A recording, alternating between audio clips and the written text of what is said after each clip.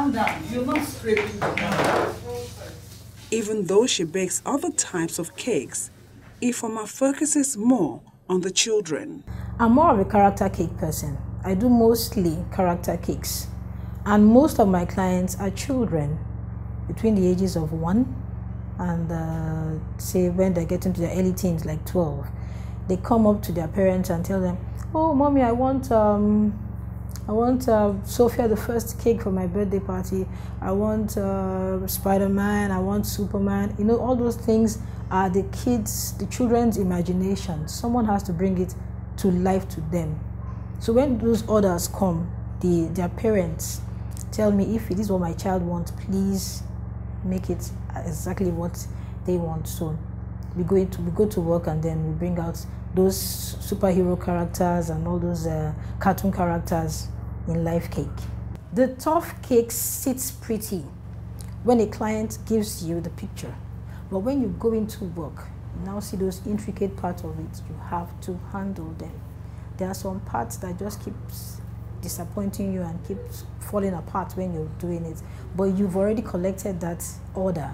You can't give excuses. You have to do it. I have orders that made me keep late nights. Sometimes my eyes will be open till morning because I just want to get it right. So those challenging orders, we still fight.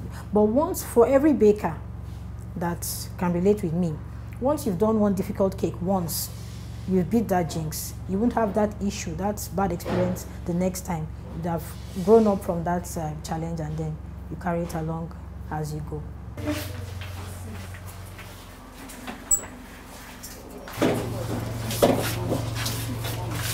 Some of the trainees share the reasons behind their choice to learn cake making. I came all the way from Akwa Ibom State for this training. I would say I have the basic knowledge, and to an extent, I know a little things in baking, but you just don't know everything.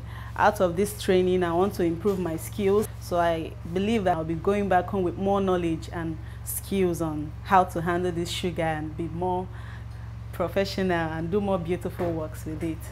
Baking is what I've loved as a child. I grew up on my own baking in pots and old pots, and oven that I grew up using was sand. And I love to present cakes to my friends and families as birthday present or celebrating anything. I like giving them cakes, and I like to bake it myself. So I was doing it, but it was amateur. I want to be on top of my game. That is why I came for advanced training. And I hope to retire into cake making full time. That is after I leave civil service. No. My name is Blessing Ndifrake. I'm a banker. I actually came on this program because I just feel every woman should learn how to bake. Just the internet training is not enough, because I've tried that out. I actually joined the more professional people. This is more like an intensive plan, not for beginners, but I hope to do well. I just feel if I have this skill, I'll be able to do much more.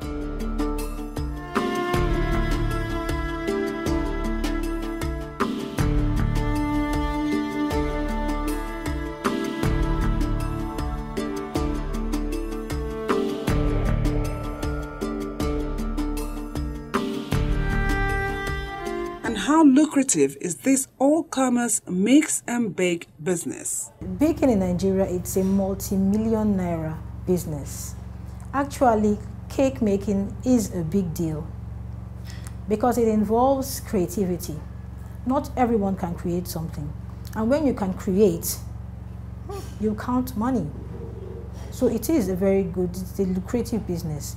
If you go for the proper training, you seek knowledge, and then give your clients the best. You have respect for the product that you make, and then you give your clients the best out of it. Because you have to be on your feet all the time, working, baking, giving out orders, telling people what to do, being at your feet, making sure your cakes are coming out at the right time, making your fondant, making your gum paste, everything that you're going to need for the cake, for the end product, must be ready.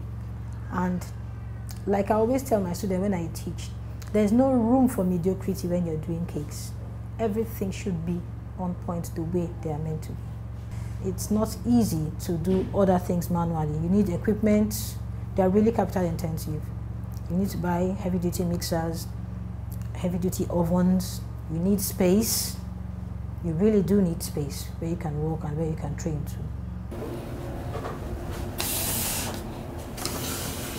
Cake making is very lucrative. In as much as you can give your clients what they want, not only in the look. The look attracts your customer. That's what I tell my students. You can have your cake very perfect, the finishing very beautiful. There are some people that are lovers of cake, and once they taste it, they don't have to swallow that cake before they know the quality of the cake. So what brings your customer back is the taste of your cake. So the attractiveness of your cake, the finishing of your cake keeps your customer, brings in the customer. But what keeps your customer is the taste of the cake. You know, the aftertaste.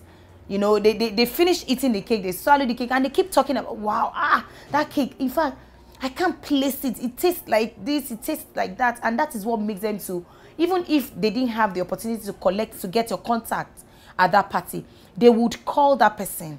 Some people go as far as calling a third party person. Maybe, you know, they came along with a friend who knows the celebrant. They call the celebrant and ask for your contact just because they tasted that cake and they liked it.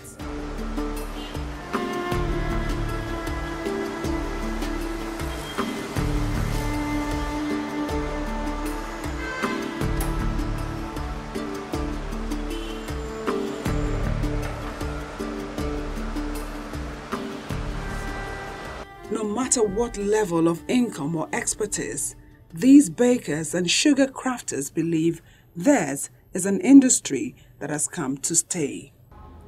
I think it's the sweet spot of the occasion. You know, people are looking forward to, let this thing be over, let us cut this cake and eat. You know, it completes the party. It adds beauty to your event, to your party. Everybody wants to snap with a cake. The celebrant is eager to take a picture with the cake. So it adds beauty to your event, to whatever you're doing. There's no party without a cake. There can't be a birthday party without a cake. So that is what signifies what you're doing. Somebody can walk into the hall. There might be a multi-purpose hall. Maybe you have a building that has maybe like 3 or 4 halls in it.